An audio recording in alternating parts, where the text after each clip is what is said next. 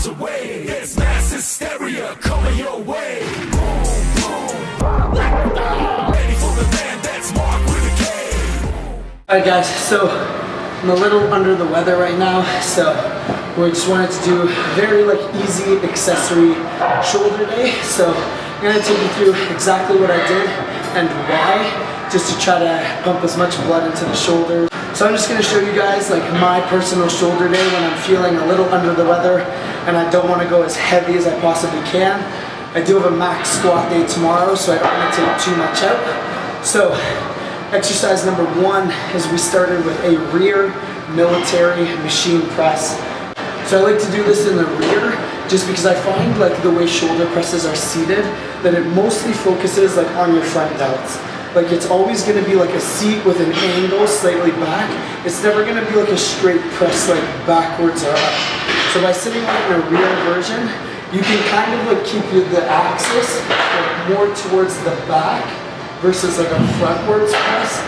So again, rear delts is probably the biggest thing because everybody has shitty rear delts. You really need to focus on your rear delts. I personally don't lock out my shoulder presses just because there's absolutely no need. From here to here is going to be your shoulder, and then you lock out your elbows. If anything, that's just going to cause a lot more elbow pain. And again, we are powerlifters, guys, so we're just doing this just to try to bring our physique up and to look a little bit better. Moving on to the second exercise, it really creates a different range of motion than an average rear delt fly. So basically, you can just get any bench, put it on a 45-degree angle, and it's going to take all of the swinging out of the motion, and it's going to put a lot more emphasis on your side and rear delt versus conventional dumbbell flies, which is going to be more of your front and side. We're just trying to take the front out of almost all the motion because our front delts get worked so much from powerlifting when we're doing max bench presses. So try that one out. When you're doing any type of fly or rear delt, you want to hold on by bare ass minimum.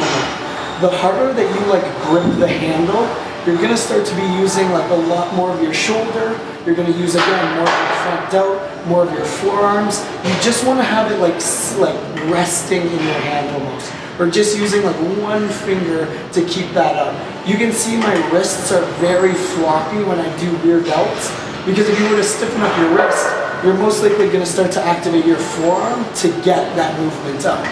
Exercise we went to was a Smith machine rear delt row. Mind you, I say row, not a fly, because I kind of created this and altered it myself. So you guys see a lot of Smith machines, you do upright rows, which is amazing. It's a fixed plane of movement, so you can really target and isolate individual muscles. This gives you the opportunity to go heavy on rear delts. So like I said before, you don't want to grip it too hard, but you just want to come up more in an upright motion and really focus on squeezing that rear delt. Will you work a little bit of traps in this as well? Yes, you will. But majority of the time, you're going to feel your rear delt if you're doing this correctly. And it gives you the opportunity to actually put on 135 pounds and really crank out a rear delt row versus flies where you most of the time have to go very light and just pump as much blood. We went over this a lot of the times, guys, is I really enjoy doing all the heavy work at the beginning, break down as much muscle tissue as possible, and then feed your muscle tissue with as much blood and nutrients as possible. Right after the Smith machine rear delt row, we went into, again, light cable rear delt flies. I like doing these on a cable because you will always have tension on your rear delts. When you're doing dumbbell rear flies, it's very easy to rest at the bottom, and when that happens, there's no tension on your rear delts. So by doing it in a cable, you're always going to have that tension on your rear delts, and the burn is just going to be outrageous. Remember when doing rear delt flies, guys, is you do not need a massive range of motion.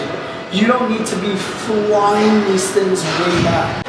So when you're doing ranges of motion that you don't need, yes, you're going to be working your rear delts, but you're going to be working your erector spinae, you're going to be working your rear delt, rear delts. You're going to be working your erector spinae, your rear delts, your traps, your rhomboids, and depending how crazy some of you are going, you're even going to work your lats. rear delts is a very small range of motion.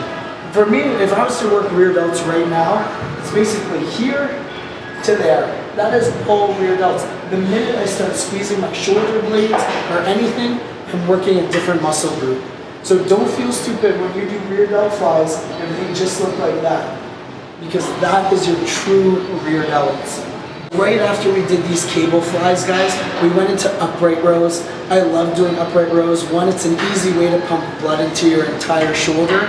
Upright rows, you're working your front, your side, your back, and a little bit of your traps.